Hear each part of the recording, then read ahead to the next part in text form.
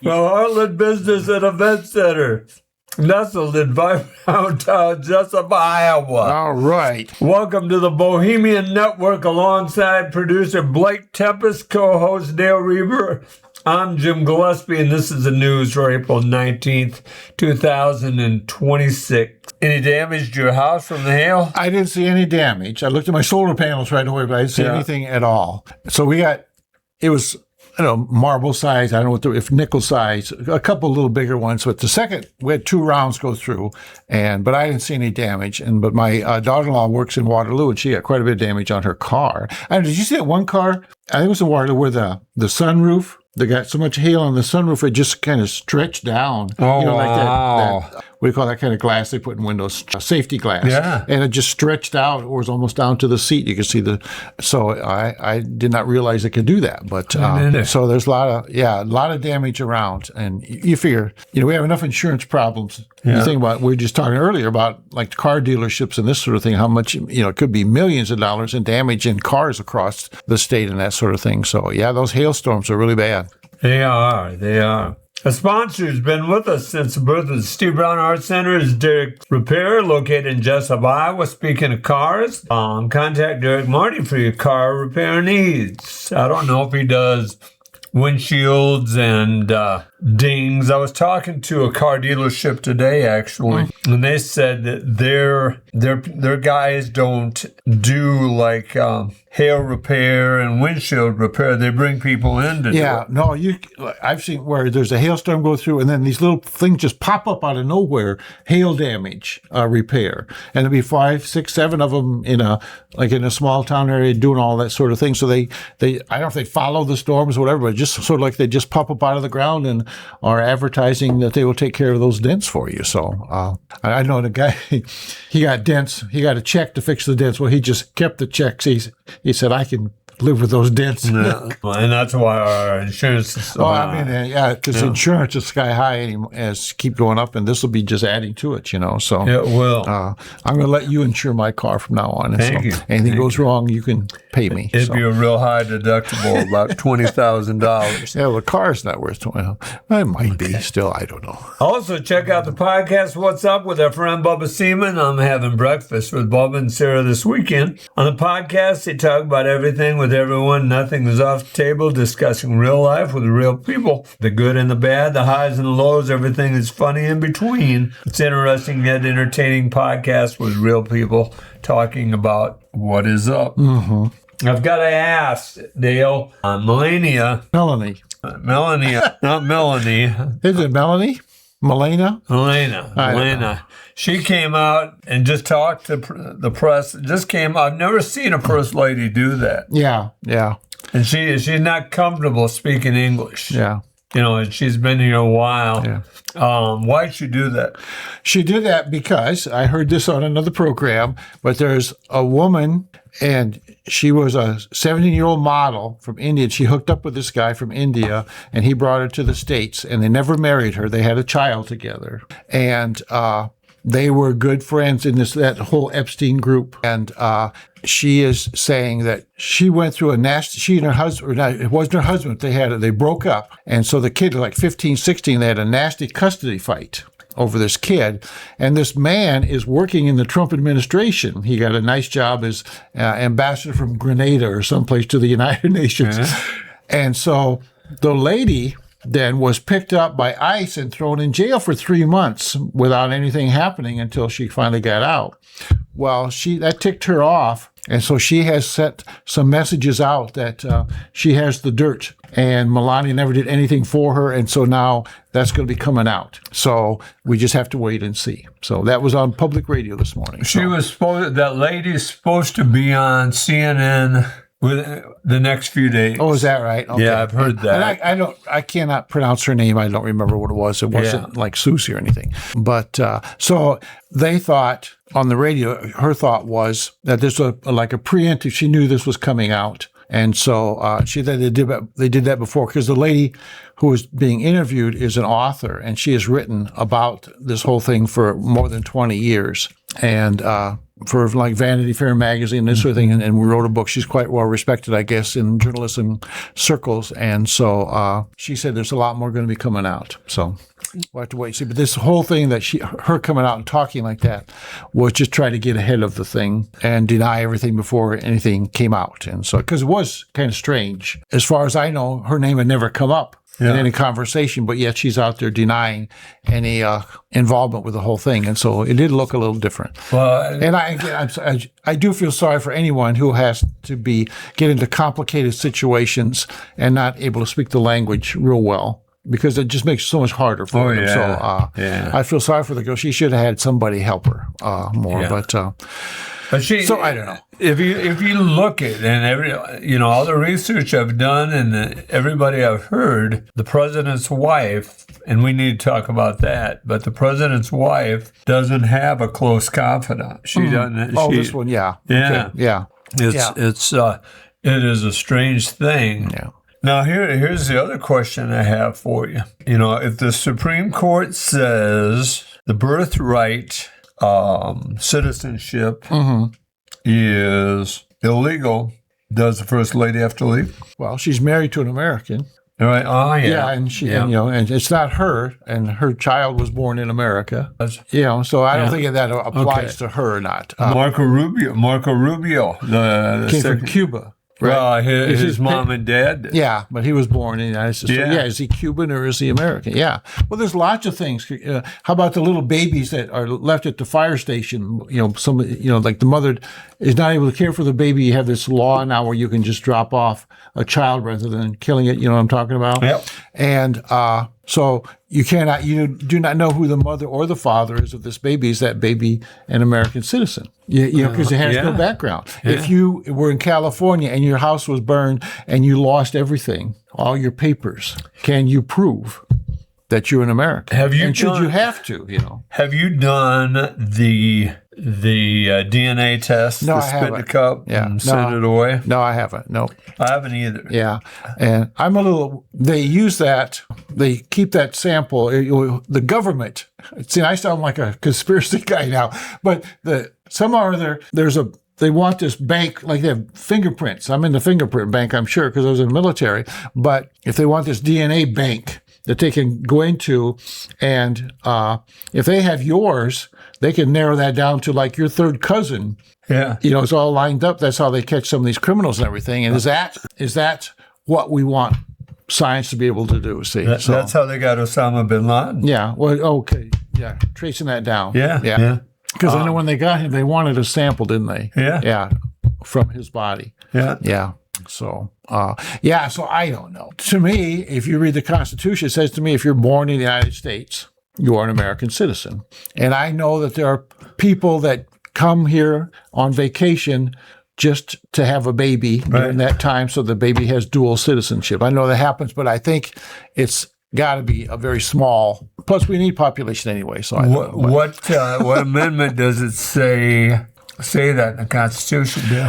I guess I don't know the number. I don't know the number. It's in there. Yeah. See all these. All the Trump's radio friends, Sean Hannity and Mark Levine says it's not in the Constitution. Yeah, well, but they say lots of things that aren't true. Yes. But it's in the Constitution. But Mark Levine says he's a constitutionalist. Well, I don't care what he says. He's not a nice man, and he's making a good living doing what he's doing. Yeah. Who knows what he really believes? Oh, I know. Yeah, because like Russ Limbaugh had, it came out when he got a several $1 million contract, a new contract. And so I'm sure these guys are making those big dollars too. And so you don't know what he believes. He's not a journalist. He's an entertainer. And he can say anything he wants. He can play that role. But who knows what he really believes? But he's making a darn good living being what he is. And so, you can't, why would you trust that? Why would you trust that? No, I understand. Yeah. I understand. But he talks with the president. He's on the phone, Dale.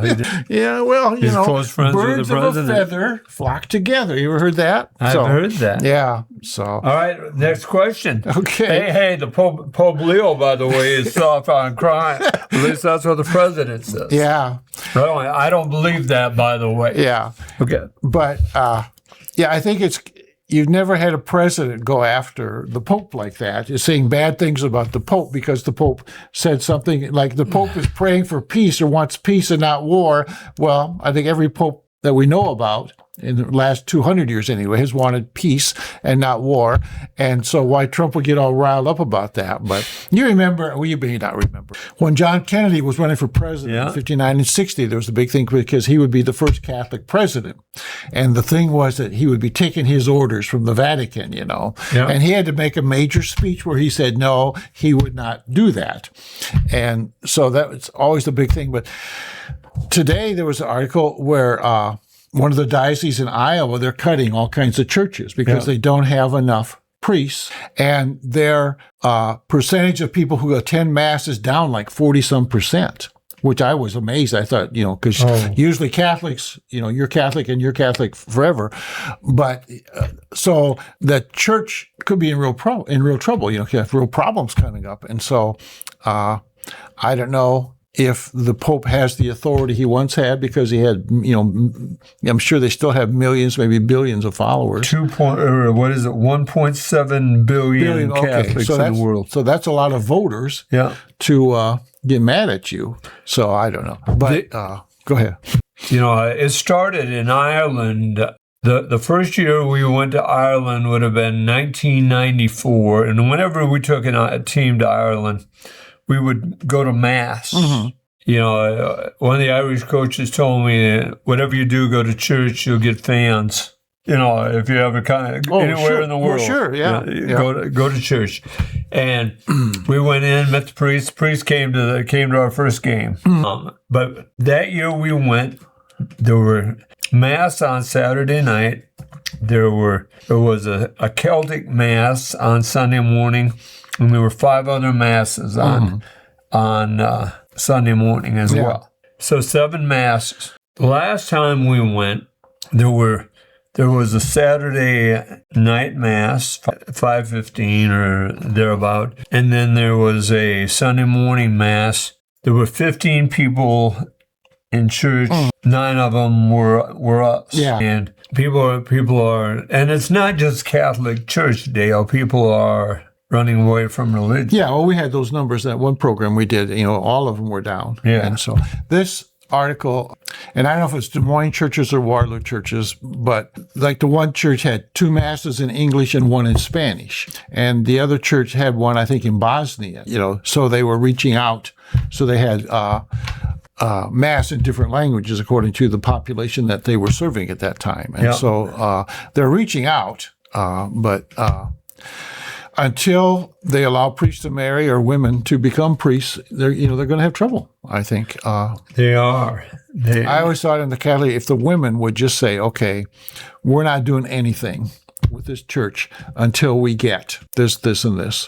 It wouldn't take very many weeks before that church would either agree with the women or they would crumble, because the women, my association with the Catholic Church is going to different like funeral dinners and this kind of stuff.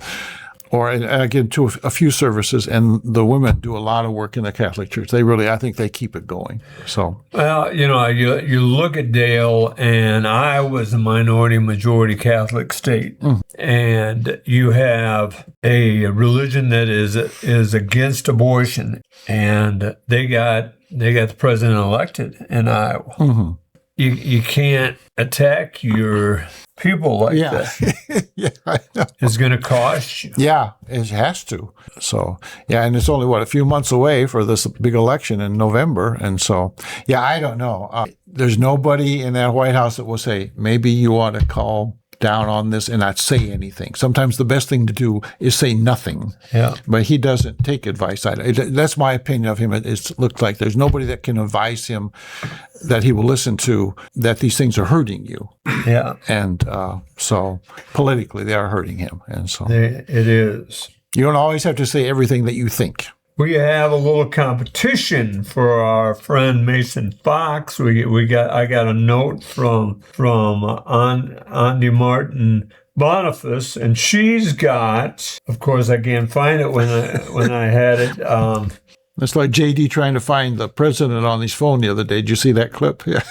Yeah. Obliviate here for just a second, Dale, while I find Andy. Well, I like to. This was in the paper today, Wednesday, April 15th. Maxine Aldridge, I'm sure a lot of you know Maxine Aldridge, taught piano and I think voice also, but mostly piano as far as I know, is turning 90 years old. She and Chet live in Independence, in that little area be west of Walmart in that. Yeah. They built it. Yeah, she lives in that. Last time I saw her, doing well. Oh, that's good. So at 90 years of age, she and Chet were both living there and doing well. So she's having a 90th birthday. I don't know who put a picture in the paper. It was probably her loving husband, don't you think? I think so. Happy birthday, Maxine. And you figure the number of kids she taught to play piano who now have kids that they take piano lessons because their parents made them take piano lessons. So it just blossoms out into hundreds and hundreds of people. So, all right. Thank you for bloviating there. Thank you, Maxine, for having your 90th birthday, too. Okay. We hope to join her someday, don't we? Hopefully. Yeah. This is from Andrea Boniface Martin. Mason, this is your competition, my friend. Get ready. She's coming at you. She says, I am such a huge music fan and my tastes are broad. I picked just a few songs that mean something to me. I guess I was in a certain mood to pick these particular songs. Number 10, the oldest song ever found on the Sumatran tablets, a love sonnet. Oh, okay. Number 9, Tedeschi's Trucks band, Drek Trucks, also plays with the Allman Brothers. Number 8, Highling Aurora, wonderful ethnic tribal new eclectic. Mason, she's coming for you, man. I mean, really, you hear that on the radio any day now. So Number 6, your Red Fallow, The Sun, beautiful uplifting songs, brings hope. Number 5, Nathaniel Radcliffe, Anything. Number 4, Raising Appalachia Silver, Smith's beautiful harmony, the speaker of recognizing yourself as beautiful. I need that. That explains my life story. Well, just look in the mirror and say, hey, man.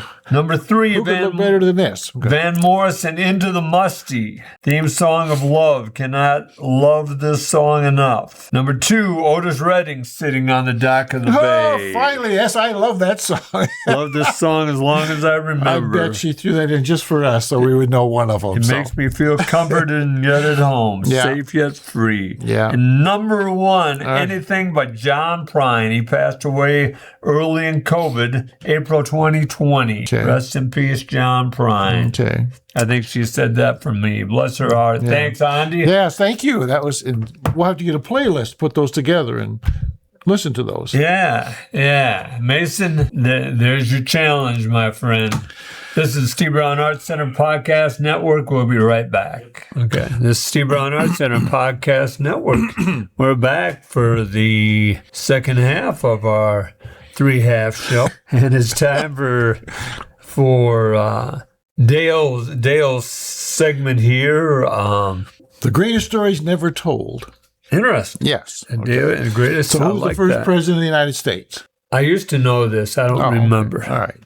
Who was it? Well, you were supposed to say George Washington. No. And I'll say, no! Yeah. So, all right. This is the greatest stories never told about the first president. George Washington is revered as the father of our country. He was not, however, our first president. Washington was the first president elected under the Constitution, taking office in 1789. But the United States came together as a nation years before the Constitution was enacted. In 1781, when the last of the 13 colonies ratified the Articles of Confederation, the new country was officially brought into being. Shortly thereafter, Congress unanimously elected John Hanson of Maryland as the first president of the United States. His full title was actually President of the United States in Congress assembled. Congress voted to provide the new president with a house and servants and ruled that he takes precedence of all and every person in the United States. Hanson served only a year and is now largely forgotten, but at the time, a colleague wrote, "I congratulate Your Excellency on your appointment to fill the most important seat in the United States," and that letter was signed by none other than George Washington. So, under Hanson's leadership, Congress established the Treasury Department, adopted the Great Seal of the United States, which is still in use today, and declared the fourth Thursday of every November a day of Thanksgiving. Pretty neat. The Articles of Confederation were, in a sense, the first constitution. They became the law of the land on March 1st, 1781, a date that could be considered the country's birthday. They were in effect for nearly 8 years, a period of time often forgotten in American history because mainly they didn't work very well. And so things were going downhill fast. So General George Washington referred to Hanson as the president in his correspondence. If Hanson was the first president, what would that make Washington? After Hanson, there were 6 more presidents elected by Congress, one each session, before the Constitution was ratified. So Washington would be the country's 8th president. Okay. All right. Interesting. We have a few items to talk about as far as activities coming up. In the Heartland Event Center, there's one thing going on this next week on Wednesday, April 22nd. Fat Roy's food truck. Fat Roy, you ever ate Fat Roy's? I don't think so. I don't believe I have come down either. and try that. But it excites me. I get excited, then I forget they're here. Yeah. Well, I figure you got to drive in, 6 miles to get there and everything. And so I always think when I see Fat Roy's food truck, there's a sign in Village Inn. They have those sayings on the walls at the Village Inn restaurant, and one of them says, "Never trust a skinny cook." And I thought, well, Fat Roy, he ought to have some good stuff. So that's right. Okay, I did some real digging this week, and I found out there's one thing we have not known is what the library movie of the month is. But I know. So, okay. Harvey. The the movie is April 27th at 1 o'clock. It's called The Best of Enemies. And it's about a civil rights worker falling in love, I guess, with a Ku Klux Klaner, is what Becky told me. But it's Sam Rockwell, who I cannot picture, and Anne Hetch. Now, Anne Hetch comes to mind because she made a romantic comedy with Harrison Ford. They were in the Bahamas. You might remember that. And so it's a romantic comedy where she's in love with Harrison Ford and this sort of thing. But before the movie was released, she announced that she was a lesbian and she was going to marry Ellen DeGeneres. So the box office for the romantic comedy took a hit because she couldn't pull it across that she was romantically interested in Harrison Ford when she declared to the world that she was romantically interested in Ellen DeGeneres. So what do you call that? Little fact that everybody ought to know. That is. Okay. Just a little trivia. The Chapter Chat Book Club is on Monday, April the 20th at the Green Roast Cafe. And I know that Jim likes to go chat and drink coffee. And so there is the breaking story. Billy Joe Sheldakowski is going to be at the Green Roast Cafe May 30th. Okay. I think I heard that someplace. Okay. My wife and I, they had an author, Lang. She was a Hamlin, before she got married. And she has written a book. And Deb went down. It was on Saturday morning. She got a call. And from 9 to 11, she said she went down. She couldn't get in the place because they had so many cars there and everything. And she did get to go in. She went out at 9. She went down about a few minutes to 11 and was able to get in and talk a little bit with the author. But she did not have any books there, but she has written a book. If people want to know, I can find out more information and let them know. But I thought that was interesting that, they're hosting those kinds of things, even though they don't have a ton of space. But that's the kind of thing that, gets people in. And I have high hopes for that. She's a sister of cartoon writer Austin Hamlin. Okay, yeah. And see, I worked with Randy Hamlin one summer. Okay. And actually, I think he died in this very building when it was the old building. He lived upstairs in the apartments. The school has a few things coming up. The golf team, the girls' golf is on 4/23 at Ackley. And on the 27th, they're playing Union and GR, which would be Gladbrook Rhinebeck, right? At Jesup. And the boys' golf is the same kind of thing. They're at 423. No, they're at AGWSR. Ackley, Geneva, Geneva, Wellsburg Steamboat Rock. There you go. And 427, the boys are Union and Gladbrook Rhinebeck are coming over to Jesup. What is Union made of? Dysart and LaPorte City. Yes, sir. Okay.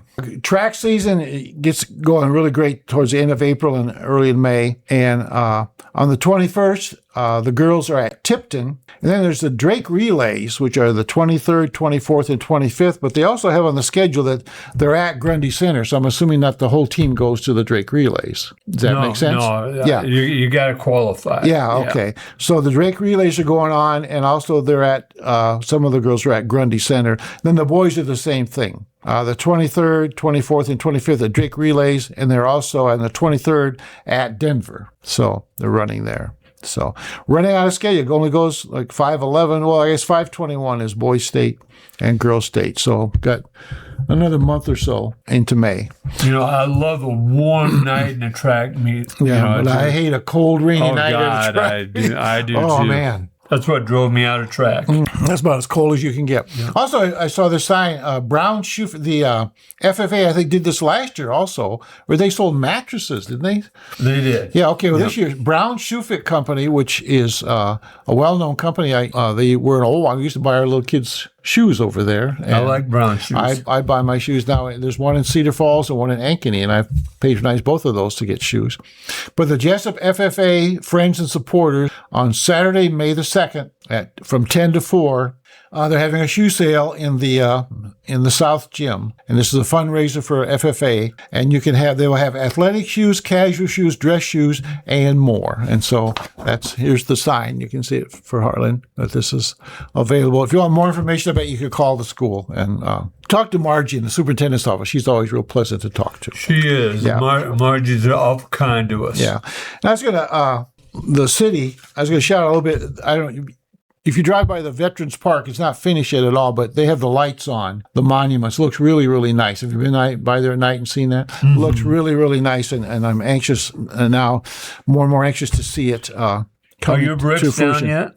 I haven't walked by. I don't think so. But I see they have some over in City Hall as samples, so they have a bunch of them back. So, but I don't know when they're going to lay them, but they can just float them in the last couple of days. Yeah. And the RAGBRAI, the city council has formed a RAGBRAI committee and they will take more members, and they're having a meeting tomorrow at 9:30 in the morning. Okay. And someone from RAGBRAI will be there to discuss things with them.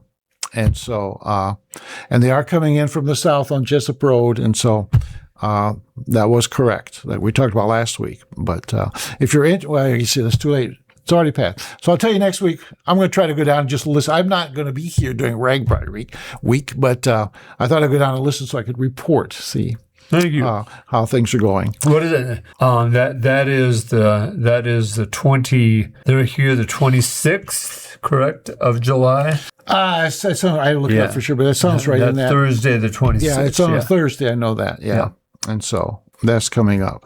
So that's the only city news I have. But they have formed a committee. They're looking for members more, and I don't know who is on the committee. There's no the council is the overriding body, but they are not on the committee. They have assigned a committee to do all this planning, and someone from the register will be there. Or I guess the register and the RAGBRAI committee are two different things now, I believe. But someone from RAGBRAI will be there to go over things with them. And years ago, I went to one of those meetings where the RAGBRAI guy came, and the thing I came out of the most important thing was for all your vendors and church groups and this sort of thing is don't be greedy. Have tons of stuff and end up with not being able to sell all of it. Keep things within limits, because he said these guys have seen everything by this time coming across the state. And so don't think you're going to make a fortune, because it's probably not going to happen to all of you. So they were saying, keep things under control. It was the best advice they gave that I listened to that day. So they're 8 miles away from their finish line. Yeah. From their finish for the night. Yeah. And so, I imagine there are people that, if it was me, I say, okay, I want to get there. Yeah. And be done and get where I'm sleeping and this sort of thing. But others think, well, only 8 miles to go. I can stop and have a few beers or socialize or rest or whatever. And those are the people we want. See, they part of the money, and they demand fees from vendors and stuff. Mm-hmm. And part of that money pays the highway patrolman. The highway patrolman follows them and sort of rushes them out of town. Yeah, well, they do traffic control also at different places. Yeah. And there's some bad corners, and the rag bride, they have that they call it the sag wagon, where if you decide you can't make it any farther, they will pick you up and bring you to the next town and that sort of thing. And I'm sure they have tons of expenses. They do. Because I think they have a full-time guy running this thing now, so it must be big business. Because I think he's from Old Wine. Well, they figure 22,000 people are going to ride into Independence. Yeah. And they figure about 13,000 of those will be paid rag bride people. Oh, okay. And so 13,000 times $250, you got to pay $250, and that pays for the sag wagon and pays for the ambulance that follows. Yeah. Like that. Yeah. Well, I just figure if 22,000 people all spend $1 at the Farmer's Day food tent or beer tent or whatever, why, that would be really good. That will. Okay. All right. I was going to finish up. I've got breaking news. Oh, I've got breaking news before you go, though. Becky Westmeyer is the new president of the Chamber of Commerce. Okay. Congratulations, Becky. Is that Becky Burke? Becky Burke, yeah. You're still Westmeyer. She was Leroy Westmeyer's daughter, Becky Burke. Did you ever school? Was she? No. Oh, okay. I knew she was Leroy's daughter. Okay. Yeah. He was a nice man. Yeah. Go ahead there. Forgive me. Okay. Well, I have an article here. One more thing.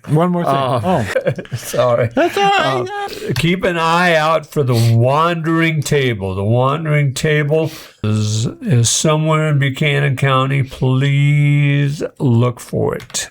Now it's yours. I will step away from the mic. Sorry. You don't have to, but as you get older, and that's an affliction I have, and you see friends and people die that are your age, and you wonder about caregivers. And so this is an article that really spoke to me. It's by John and Terry Hale, and they own the Hale Group, which is an Ankeny-based firm advocating for older Iowans with disabilities, and the caregivers who support them. Caregivers that most of us are going to need one time or another. Tornadoes come and all this sort of thing, and maybe they'll hit you, maybe they won't, but needing a caregiver is in a lot of our future. So something will affect it. It's something we rarely talk about, plan, or prepare for. The reality is that many, if not most of us, including 6 of every 10 Iowans over age 65, will lose the ability to live and function independently before we die. Our abilities will decline as we age. We might have an accident or could get a bad diagnosis. Whatever the cause, many of us will face a situation we never want to be in, having to depend on others to help us with the daily tasks of our lives. We will need a caregiver. And Rosalind Carter, the president's wife, once said, there are only 4 kinds of people in the world: those who have been caregivers, those who will be caregivers, those who are caregivers, and those who will need caregivers. In Iowa, there are over 600,000 adults serving as caregivers for adult family members or friends. 2 in 5 caregivers are sandwich caregivers, meaning they care for an adult while also caring for a child under the age of 18. So maybe you have been a caregiver for someone and haven't thought about the fact that someday you will need to be one. So how do people respond to the real possibility of needing a caregiver in the future? And this is my go-to method. Number 1, most choose to take no action, assuming everything will work out fine. So that's the most popular one. Yeah. Okay. All these assumes. We assume we'll happily grow older, never have a prolonged health problem, and die unexpectedly in our sleep.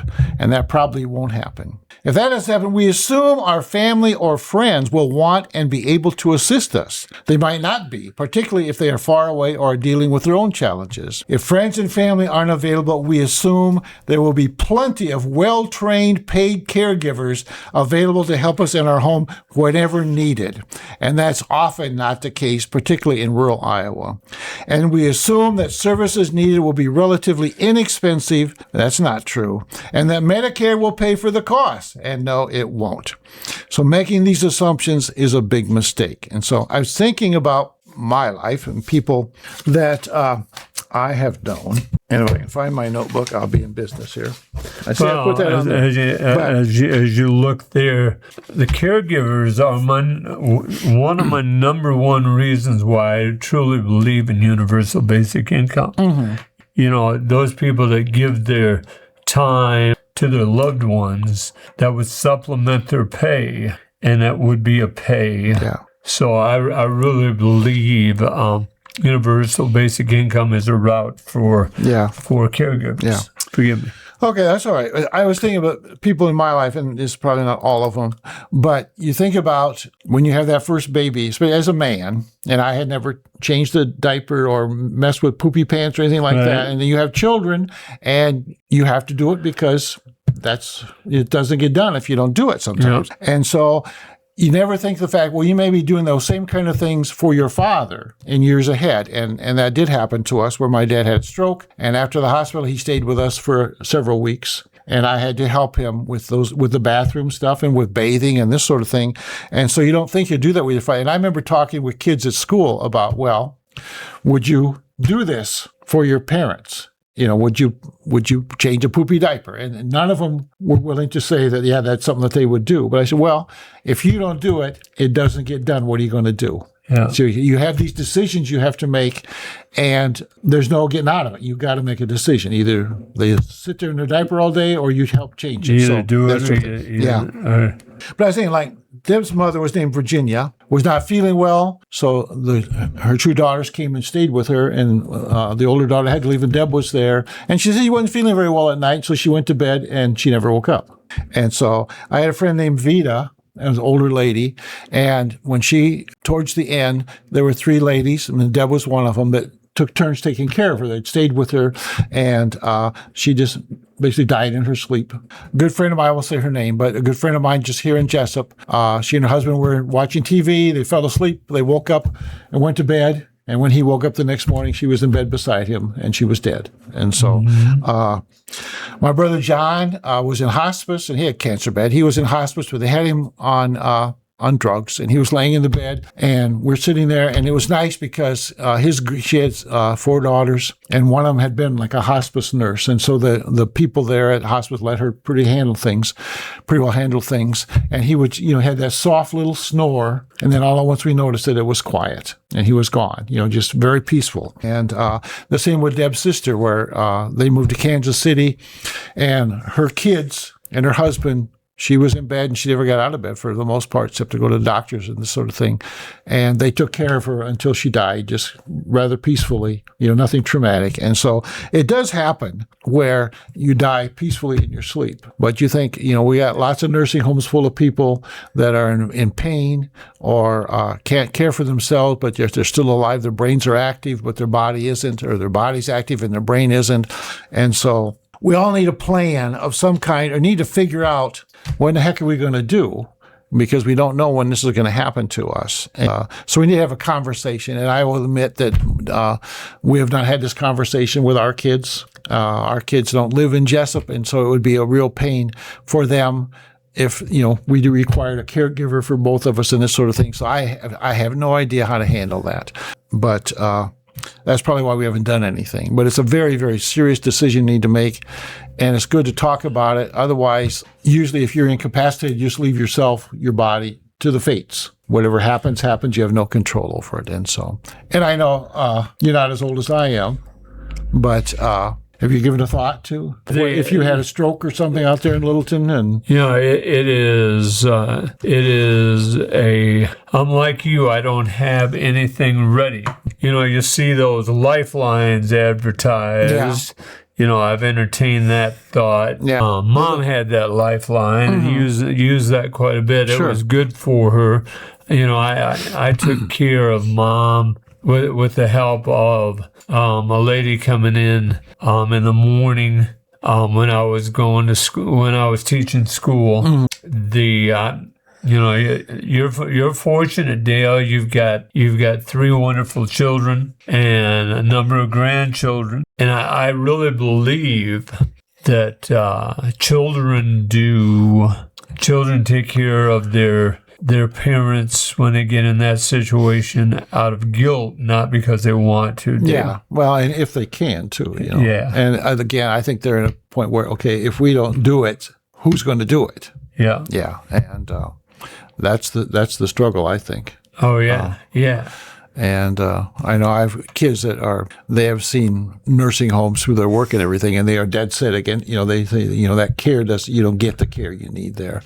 People who have good experience in nursing homes usually have somebody that goes there every day to check on them. Right. And so you need somebody like that to advocate for you, because otherwise, with the squeaky wheel gets the grease, that sort of thing. If you just lay there in bed, don't complain, a lot of times they'll let you do it. There is an insurance where you pay insurance for that exact reason. When you get older, you can buy it for a rest home, or you can buy it for a home health care person to come into your home. Yeah. Very few people I know. I only know of one person here in town who's bought it and kept that up, and will have that. Yeah. A lot of times they have a bad reputation for not paying off or for being difficult to work with. If you have a pre-existing condition, they may not take you on as a client, and it's very expensive. Very expensive. Yeah. So, I know. No, I've heard of the long-term care, but a lot of insurance companies, I don't think, are offering that much anymore, because I think they lost a lot of money on those things. Yeah. It's expensive. Was it? I won't say a number because I don't know, but it's thousands of dollars a month. And you run through everything you saved, and you sell your house and all this, so you run through your stuff very, very quickly. And so if you have any dreams about supporting a charity or leaving money for your kids or grandkids, it all goes out the window. Which, you can argue it's your care, you should use your money to pay for it. Yeah. But it does, there are a lot of I won't say a lot, but I've heard of lawyers who make their living helping people keep their assets in case, so they don't have to give it to the government. So, this is Steve Brown Arts Center Podcast Network. We'll be right back. Okay, this is Steve Brown Arts Center Podcast Network. We're back, and just a few things going on in April. We had this past Thursday, we had the poetry read at Gedney's. Gedney's is always so kind to us. And that was a fun night. About 10 of us read, and we'll have more on that next week for you. The music jam was yesterday, so that was at the Jesup Public Library, and then the artist collaboration is April 27th at 10 o'clock at Gedney's Bakery and Coffee Shop. Stop in. That's always an enjoyable time. I look forward to that. Do you have your own coffee cup there yet? Or I don't. Okay. I don't. Some places have a shelf, where they have the regulars. They have their coffee cup, and you're going to be quite a regular there. I'm regular, all right. Coffee will do that too. Yes, it does. Don't forget that Shelby Stone, her art is at the community room in the Jesup Public Library. The 24-hour Mustang camera, sponsored by Joe's Pizza in Independence, is going. You get a chance to watch that. And also, the 24-hour Hawk camera in Manchester is going, outside of Joe's Pizza in Manchester. Another thing is the Little Free Art House, where if you want to work on art of any kind, you can get supplies. It's sort of like a little free library, except it's a little free art house. Yeah. And it's located just north of the school administration building on the west side of Independence. I thought about putting one up here, and the, I don't know. That's something that we'd have to debate. Yeah. The things coming up here are, what are the dates for Farmers Day this year, Dale? The week after the 4th. I'd have to look it up. Okay. It's early in July. Okay, like July 9th, 10th, and 11th. Something like that, yeah. And what is the theme this year? Well, it's Red, White, and Heroes, I think, is what we came up with. And because of the 250th anniversary of America, they are going with that theme. We have some World War II things coming in, and a few other things go along with that. We're going to have the dedication of the Veterans Park, and the city had talked about fireworks, but it's unbelievable how much that costs anymore. So I don't know if they'll go ahead and do that or not, because it's a tough time to be spending a lot of money you don't have to spend. And you talk about money just being blown to hell. I mean, that's fireworks. And so I don't know if they are going to do that or not. the last meeting I was at, they weren't sure what the city council would end up doing. So, and I haven't seen anything about that in their minutes, so I don't know if they've discussed it yet or not. But that's coming up, and so we hope we have a carnival that's a fantastic carnival, one of the best in the country, and it's going to be here, and so we're hoping we get a big crowd and good weather, and a lot of people come. So. Then Ragbri is... Yeah, Ragbri's a couple of weeks after that. July 26th. Yeah. As it come in from the south. Yeah.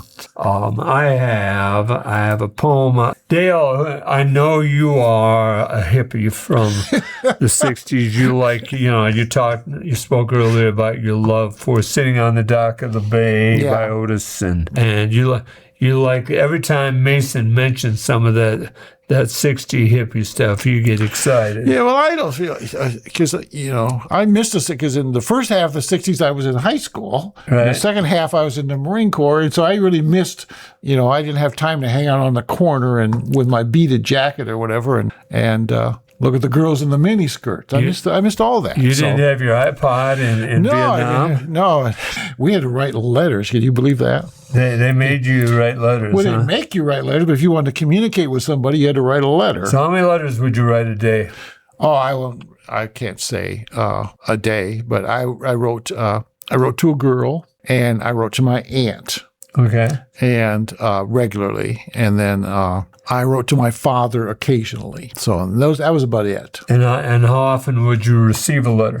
Oh, hopefully 3 or 4 times a week you'd like to get a letter. Mm-hmm. And it was nice because, I left California, and it was a few weeks before you get situated someplace and get an address. And the girl had written me a letter every day, so I got like 5 letters all at once, 5, 6, 7 letters all at once. So I remember that was kind of neat. So. Did you keep those letters up till you were... Well, you have your stuff, and you keep letters. But I was medevac to Japan, and then from Japan they sent me home to Great Lakes, and then I went down to California to finish up. So I never got my stuff that I had been saving. My personal items in Vietnam. I never got it. Oh. And so it's kind of sad because there's a time when you wanted that, and so you take a few things with you that mean something to you, right? And I don't remember what they are now, but so I never got any of that stuff. So I ended up in the States. I had no uniforms, no money. I mean, it was a bad time for a while. So I had to get everything sorted out. And so, but no, I had the letters, yeah. And I had a tape recorder with tape messages and that sort of thing. And but it's probably still sitting over there. Some of those Vietnamese guys going, listen to this. All right.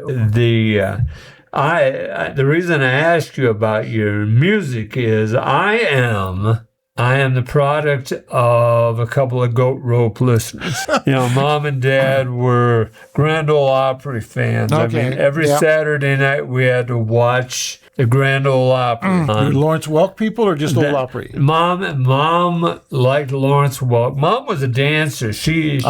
Mom was dancing even after Dad passed away. Mm-hmm. She would go dancing. Yeah. And Dad wasn't a dancer. Right? That's my problem is every time I find a good lady, she's a dancer and I'm not a dancer. So well, my wife often taught her parents, born in the 30s and through the 40s, they were big band people, and they were very good dancers. All those different kinds of dancers, they were very good ballroom dancers, and so. And Mom always bragged about she danced live to the music of Guy Lombardo, and she was real proud of that. Yeah.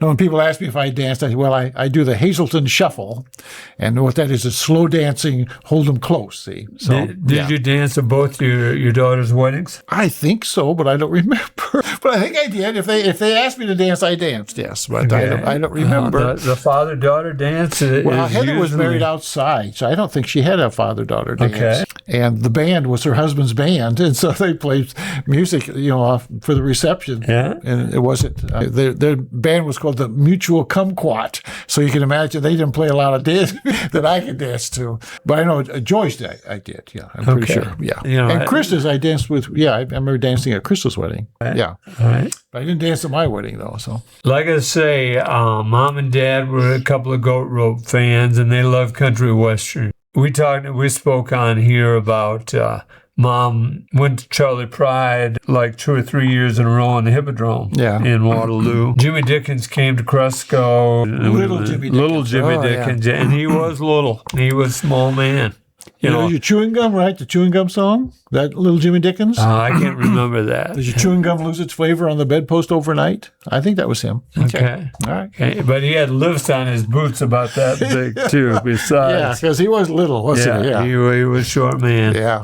So I have, this week's poem is written by me with a little help of an AI writing shotgun. Okay, I'm going to bring something next week that compares AI writing with regular writing. Well, I do parts of this writing. I understand. I do parts of this. I do get help by AI. Okay, all right. I don't just say AI write this. Okay, don't get testy now. Yeah, well, you guys insinuate that, and I don't. I'm going to have to ask Blake to cut the air so Dale and I go toe-to-toe here. Yes. I'm tired of all that insinuate. That's what you're saying, right? Yeah, they'll find me bloody on the table. I wouldn't think so. All right. It was written by me with a little help from AI. It's called Outlaw Country. Outlaw Country drifts in like a long-haired prop leaning against the doorframe on a roadside tavern. There's an old song called "I Was Drunk the Day My Mom got out of prison."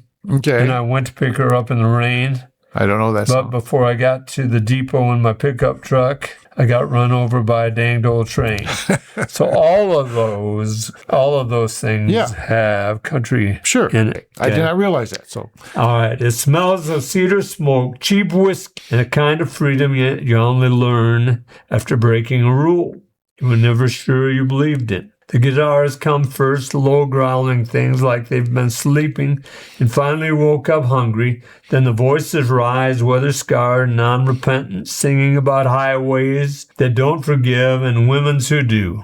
This music doesn't walk straight, it saunters, boot heels tapping out, a philosophy older than Nashville, younger than sin, and twice as stubborn as either. The Outlaws, Waylon's ghosts, Willie's shadows, Jesse's wildfire heart. They gather in the corners of every small-town bar, nodding like old friends who knew you're trying your best to live honest into a world that keeps moving the fences. And when the chorus hits, the whole room leans in. Goat ropers, poets, truckers, dreamers, all of us suddenly kin under the same ragged banner of I ain't perfect, but I'm still here. Outlaw Country doesn't save you, it just sits beside you on the tailgate while the night wind combs your hair and says, hell, being alive is wild enough. And you believe it, because the music has the outlaw truth in it, and the kind that sips past your guard and lights a match to start a bonfire. I love Outlaw Country. You go back when I was in high school, Dale, and all the bands sang Willie and Waylon songs, Johnny Cash songs. Yeah. So the one shout out, we have a new fellow in the Steve Brown Arts Center. The Steve Brown Arts Center is proud to name Tim Kimmerer as our third fellow. Tim joins Dale Rueber and Joel Olson in helping guide the creative spirit of our community, a well-deserved honor for a lifelong storyteller, mentor, and cultural leader. Congratulations, Tim, on being named a fellow. Very nice man, too. He is a nice man. Yeah. Yes, he is. And he's a caregiver. Yeah. Yep, he is. If you'd like to donate to the Steve Brown Arts Center or have an idea for an event, go to the stevebrownartscenter.org and follow the link. If you have news or would like to sponsor us, email us at jim@stevebrownartscenter.org or call 319-290-0241 and leave a message. I'm Jim Gillespie with host Dale Rueber. Our audience is short tonight. A little short, yeah. Producer Blake Tempus, as always, gets us through this. Thanks, as always, to Kelly Seahouse and the Heartland Business and Events Center for allowing us to use this podcast equipment and studio. It's a wonderful studio. Thanks to the audience for bringing these stray dogs into your life. And remember that each day is about little victories.